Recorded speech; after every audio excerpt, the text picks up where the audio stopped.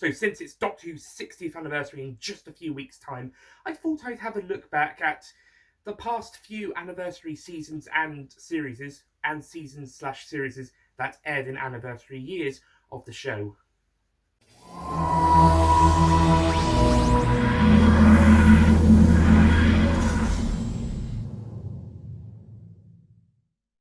So it's worth saying straight away that technically every year is an anniversary year, and I remember us fans getting very excited for each anniversary year, each new anniversary, whether that be 57, 58, 59, just to name the last three. Especially since the last few, there have been quite a few announcements or confirmations made on Doctor Who Day. From trailer drops and casting announcements, reanimated missing episodes of Classic Who, and new releases of the Collection Blu-ray range. So I'm going to discuss and provide some thoughts and opinions on stories and seasons from 4 anniversary years. The 10th, 20th, 25th, and the 50th anniversaries. Sadly, the 30th and 40th didn't have actual seasons. Maybe I'll touch on the special episodes when I get to those. But for the most part, there are 4 anniversary seasons, with next year's Series 14 taking us up to 5, since I count the 60th anniversary specials as part of Series 14, personally. So we're going to get a 5th anniversary series, which will just be next year. So with that out of the way, the first main anniversary is the 10th anniversary. The season 10. So the year is 1973, and you are looking forward to watching Jon Pertwee's 4th season as the 3rd Doctor. But technically, anniversary celebrations started 2 days earlier than the 1st of January 1973, since The Three Doctors, the opening story of this season, actually aired its first episode on the 30th December 1972. Ooh! It's also worth noting that the producers knew this would be a momentous occasion for the show, so the opening story would serve as a multi-Doctor story featuring all 3 Doctors in the show so far, though sadly due to ill health William Hartnell could only be in a few bits. But he does a great job, and Patrick Troughton fits back into the role like a glove, and his interactions with Pertwee are fantastic. As well as featuring the 3 Doctors, it expands on Time Lord lore with the introduction of Omega, co-founder of Gallifreyan Society, and also features a great cast of both are regulars, and some actually quite fun to watch supporting characters. Whilst The Three Doctors is the strongest story of the season, Carnival of Monsters is a strong second, as it's a really fun story. The Three Doctors ends with the 3rd Doctor being forgiven by the Time Lords due to helping them out with the situation with Omega, and now his exile from the previous 3 seasons following his regeneration in the War Games is over, and he is now allowed to travel across time and space freely again, just with the Time Lords keeping an eye on him this time, and occasionally getting him to do stuff for them, like in Genesis of the Daleks, for example. Yes, we did have stories in the Pertwee era so far where he did do that, but like the ones they would get him to do later down the line, these were Time Lord missions. But Carnival Monsters onwards, he's got his freedom back. Carnival Monsters is a really fun and enjoyable one, and I really recommend checking this one out. A lot of people say it's a lot of fun, but people still sleep on it, so don't sleep on it. Believe the hype, people. Well, maybe not the hype, but believe people when they say it's a good one. Check it out. Frontier in Space is a bit of a slow slog for the first 4 episodes, as whilst it has a good premise, it just kind of drags said premise out, as the Doctor and Jo are accused of being spies for a race called the Draconians that the Earth are having a bit of a cold war with in the future, and the Draconians don't really trust them either, as they think they're Earth spies. Meanwhile, the Ogrons are kind of trying to get both sides at each other's throats, and the Doctor and Jo are trying to convince both sides that it's the third party, but neither of them are really believing them. And we just have the Doctor and Jo being taken from cell to cell, from interrogation to incarceration, from capture to kidnap, and it just kind of drags for 4 episodes. Part 3 sees the Master turn up, and things kind of pick up midway through Part 4 when he takes them on his ship, but he still puts them in a cell till the end of the episode. It's really Part 5 that things actually pick up, and it's those 2 episodes that kind of save the story, as finally they're actually allowed to convince everybody what they're saying is true, as well as also kind of show it when an Ogron squad attacks the Draconians. The final 2 episodes are really good. It's just a shame that the first 4, whilst a good premise, just kind of drag out said premise for 4 episodes, or 3.5. But even Part 4, whilst it picks up a little bit, still has them stuck in a cell for a while. it kind of becomes a bit tedious and repetitive after a while. Nevertheless, still a decent story. It's just that the last 2 episodes are the stronger ones. Plans to the Daleks is a slightly better follow-up. Whilst it does feel like a bit of a colour remake of the original The Daleks story, it does have some interesting new elements such as the Spiridons and their invisibility power, and the planet Spiridon is a great jungle planet. This one's a good one. It's not a spectacular one, but it's still pretty good. The Green Death ends off this season, and fun fact, this is Matt's crown jewel of the season in his crown jewel video, and yeah, this is a really nice, sweet send-off, with Joe going to marry Professor Cliff Jones, basically a younger version of the Doctor, but the 6 episodes actually dedicate time to them building their relationship, from Joe being a bit of a fan to him, to them becoming friends, to her kind of causing him a little bit of trouble and joy that she does for the Doctor, and eventually they end up falling in love with each other. The final scene itself is beautiful. The threat itself is also pretty good, and whilst the giant maggots are a bit of a monster, the threat of the slime and that kills people and causes these maggots to grow big is pretty good, and it's a very political story, if not the most political story of the show. It's a good job this was made in 1973, otherwise a lot of crybabies would be going, "Ew, this is super woke and political. Ew, I hate it. Hashtag not my Doctor shite." You know, that bullshit. Oh, and the villain reveal. That was really good. Also, is the fact that the Doctor dons disguises in this episode, as first as a milkman and then as a cleaning lady. Ew! Sorry about that, guys. I think the hater possessed my body there for a few moments. Well, it is the month of October. It's Halloween soon. So, spooky season.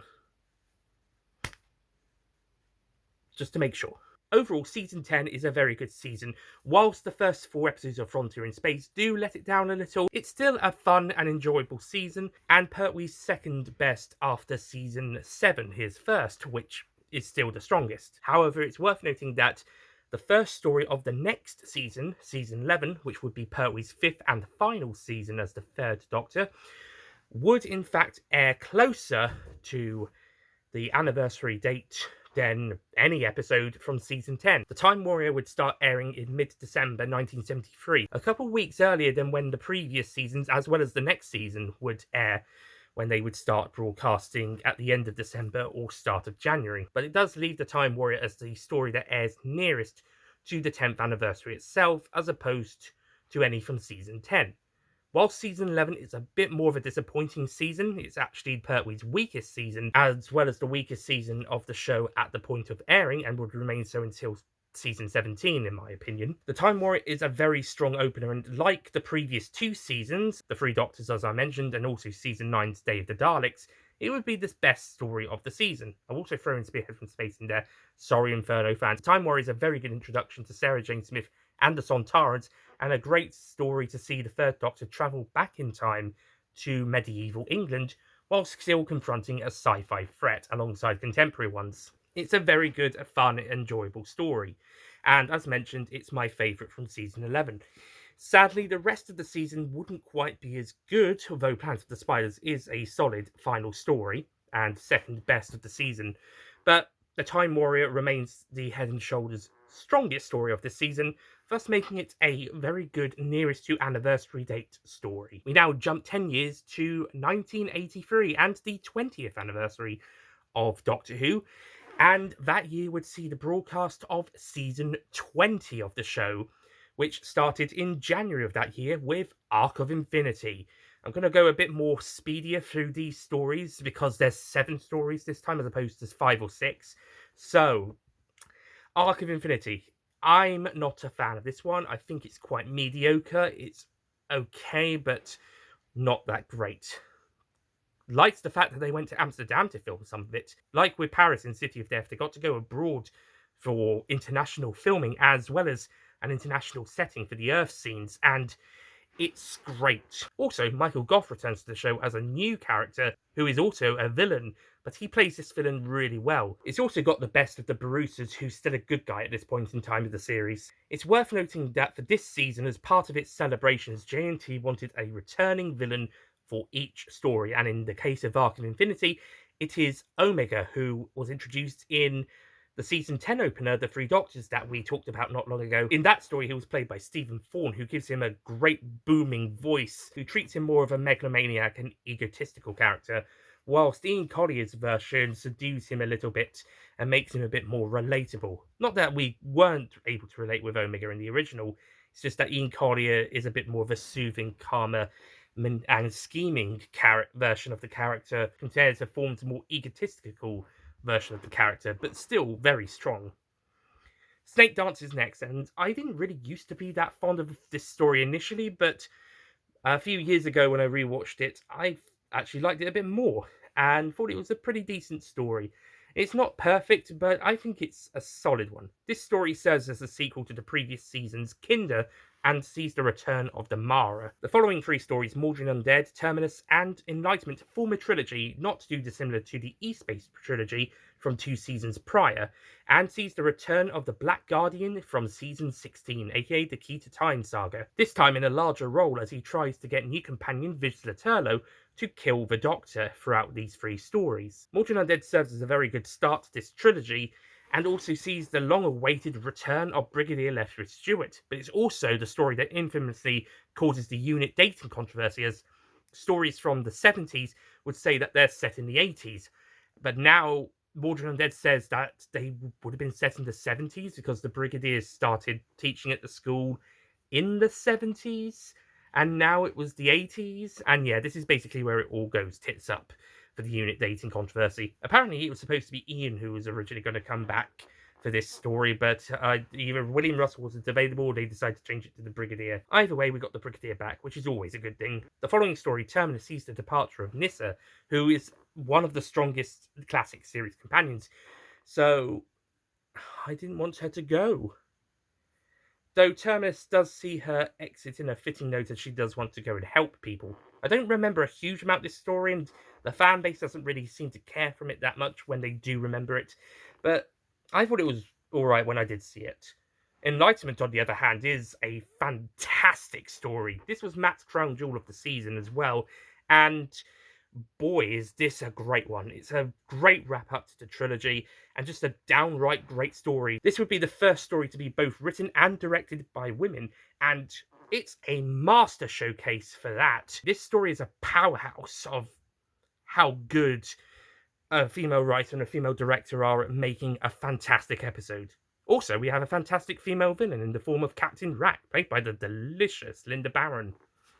God, I miss Linda Barron. The final story of the season is the big letdown of the season, The King's Demons.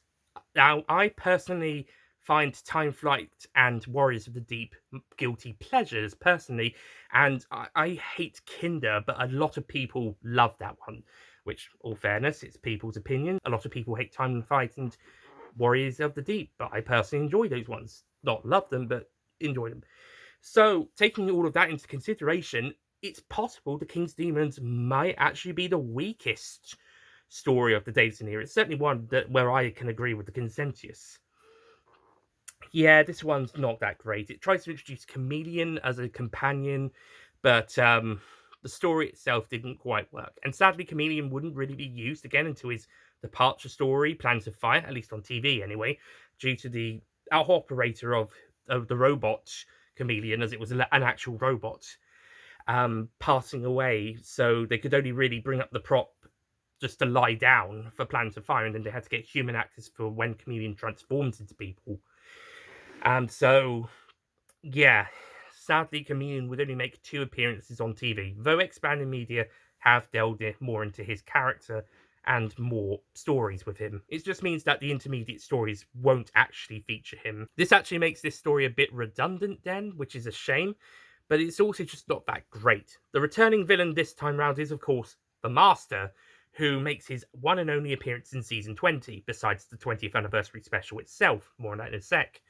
But yeah, it's just a bit of a disappointment. This is the weakest 80s Master story, in my opinion. And yeah, it's just a letdown. It is good to have a historic set story this season, and the premise sounds interesting. It's just that it's a bit of a dull one. Thankfully, unlike ones like Frontier in Space, this is only 2 episodes. So if you do choose to watch this, you only have to watch it for about 50 minutes, as opposed to 100 or 150. There was going to be one other story this season, which might have been the season finale, but sadly, due to industrial action at the BBC, this meant this story, The Return, written by script editor Eric Sayward, was pushed back to be the middle story of the following season, season 21. The title was then renamed to Resurrection of the Daleks. You can probably guess who the returning villains for this story are. It's the Daleks. Might also have had Davros as well, as Resurrection of the Daleks would centre around the Daleks trying to rescue him. That story would see Tegan's departure, but that would have been added for when the story was pushed back to that season. If it had been part of season 20, Tegan wouldn't have departed at the end of that story, and would have left in another story from season 21. It's good to know that the story would end up being made, it's just a shame it had to be pushed back to the next season, though it does give season 21 another great story. Sadly, it does rob season 20 of another great story, as really only Enlightenment and to a lesser extent Mordred Undead are the highlights of the season. The rest are good at best to disappointingly not very good at worst. But it's all worth forgiving, as the 20th anniversary would have its own dedicated special, The Five Doctors. Now, Matt's done his own Crown Jewels video on this story and talked quite a lot in length about this one, so I'll be brief. This story is fantastic. Absolutely fantastic. Yeah, this one is one of my personal favourites as well. This is so good. This is such a great story. Absolutely adore it. If I counted this as part of season 20, this would be my favourite story, with Enlightenment a close second. If I wasn't counting it, Enlightenment is the best story. Yeah, this one's so good, man, and it was so great to see it at the PFI, well, specifically the 40th anniversary edition on the new season 20 box set. Oh, that was so good. What's also quite interesting is, like season 11, stories from season 21 would actually air nearer to the anniversary day than stories from season 20, bar The Five Doctors itself. Warriors of the Deep is the next closest story to air to the 20th anniversary, airing in January 1984. I've already mentioned that. I think this is a guilty pleasure, fun, enjoyable one, even though a lot of the fan base hate it. And sadly, this is the one Michael Grade exampled as why Classic Who at the time in the 1980s was bad, and why he tried to axe it after, well, during season 22 and not let them continue with the 23rd season until backlash from the production team and fans made them double back, just putting it on hiatus. Yeah, yikes. Luckily, besides the bookend stories of Warriors of the Deep and The Twin Dilemma, season 21 is a banger season, with the case of Anniversay being a god-tier story to end the Fifth Doctor's tenure. Shame it wasn't the finale. That would have been an awesome finale. Why is it that the Fifth Doctor season finales, or Sixth Doctor in this one's case, are kind of let down? Like, the stories before them, or in the case of season 20, a story that should have come after, would have been much better finales, but instead we got Time Flight, which is a bit of a letdown. We got The King's Demons, which is a letdown, and then we got The Twin Dilemma. Need I say more? What is it with Fifth Doctor seasons where the finales are letdowns compared to a story that came before, which would have been awesome, Earthshock, Caves of Androzani, or in the case of season 20, one that should have come afterwards but was pushed back to the next season due to a strike, The Return, aka Resurrection of the Daleks. Oh well, besides that, season 21's awesome. It's my third favourite 80s season after the last two McCoy ones, and the best one at the time since season 14, and will remain so until the next season we'll talk about, season 25, the next best season from the 1980s. Now, I think season 26 is the best McCoy season, and thus the best season from the 1980s, but season 25 is also a really good one. First thing, it's worth noting that this is the first season to actually air over the anniversary date, with an episode on anniversary day itself for the second time since 1963, with Silver Nemesis Part 1. The first time was the year before, Dragonfire Part 1, because season 24 aired on Mondays in 1987, and 1988 was a leap year, and the show was moved to Wednesdays that year, so you had two back-to-back years of episodes airing on the same day. Well, date. Season 26 stayed on Wednesdays, so sadly this will not be repeated a third time. Maybe if it had gone to Thursdays. Season 25 also starts in October, as opposed to the previous and following seasons, which aired in September, which means The season goes further into December and into a little bit of the next year's January, whilst the previous two ended at the start of their Decembers. Like how Resurrection of the Daleks was made to become 2 45-minute episodes instead of 4 25-minute episodes, this is due to the Olympics. In that one's case, the Winter Olympics. In this one's case, the Summer Olympics. So because of the Olympic coverage, Remembrance of the Fucking Awesome Daleks would start airing in October rather than September. Worth the wait, because this is the best story of the classic era. Remembrance of the Fucking Awesome Daleks. I adore this story. This one is absolutely fucking incredible.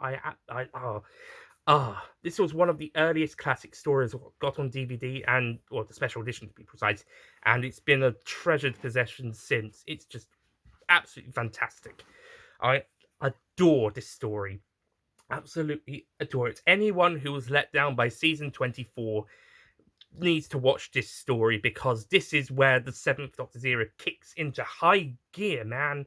This is so good. While signs of the Cartmel Master Plan were showing in season 24, this is where it really kicks off as well. More of this is going to be developed, as will Ace's character, throughout the season, and more so into the next. The Greatest Show of the Galaxy would have been next, but it was moved to be the final story of the season, which is the one that takes us into January 1989. So next up is the Happiness Patrol, which is also really good. I'm glad this is getting a bit more recognition over the last few years, because it's a good one. It's a very good commentary on Margaret Thatcher's time as the UK's Prime Minister, and also a good one that discusses the pros and cons of always being happy society, happiness being enforced. No, forced. And anyone who is sad being disposed of. It's a very good story there, and handled really well. And also, some of the Seventh Doctor's darker side comes out. Let's just not talk about the Candyman, shall we? Silver Nemesis follows, and this is the anniversary story. Well, this and Remembrance, I guess. But this is the one that has the episode on the anniversary date and is more anniversary focused. It's also interesting that we have one story set in 1963, the first year of when the show aired, and one in 1988, the present of when the season was airing. The two stories also follow similar briefs to each other, so I can see where people are saying, like, Silver Nemesis is a knockoff or something of Remembrance, but that's not the case. They probably just had similar, if not very samey briefs to each other, in which case I blame JNT or Andrew Cartmel for that. And the writers just did the best they could with the material. And in my opinion, whilst it is the weakest story of the season, Silver Nemesis does a fairly decent job with it. It's got some clever moments there, and the supporting characters are interesting to a degree, and I'm fine following them for a bit, as well as the Doctor's plan for what's going on. Yes, the two stories follow very similar beats, and Remembrance does it better, but overall, I think Silver Nemesis is still a fairly solid anniversary story. It may be one of the weaker anniversary stories, but it's still a fairly solid one, and I think people need to give this one another chance. The final story, on the other hand, The Greatest Show in the Galaxy, is a very popular one. Matt and Will have already talked about this before in Will's Overlooked Writers Stephen Wyatt video, and Matt mentioned this along with Remembrance of the Fucking Awesome Daleks in his Season 25 Crown Jewel video. So I won't hark on it too much more, but again, I'm with them. This is a great story. Whilst Remembrance is my favourite of the season, this is a close second place. It's a very good one for Ace as a character, and also both displays the seriousness and the comedic side of the Seventh Doctor's character, possibly the strongest out of all of the stories. Also, if you don't like clowns, skip this one. But if you're okay with clowns, watch this one. Sadly, the 30th anniversary would not get a dedicated season, as in 1990 the show was cancelled after 26 seasons. Thankfully, season 26 is one of the best, so at least it went out on a high note, and the last two, oh wow, well, those are powerful final stories for the show to go out on. But the 30th anniversary did have a few things to offer.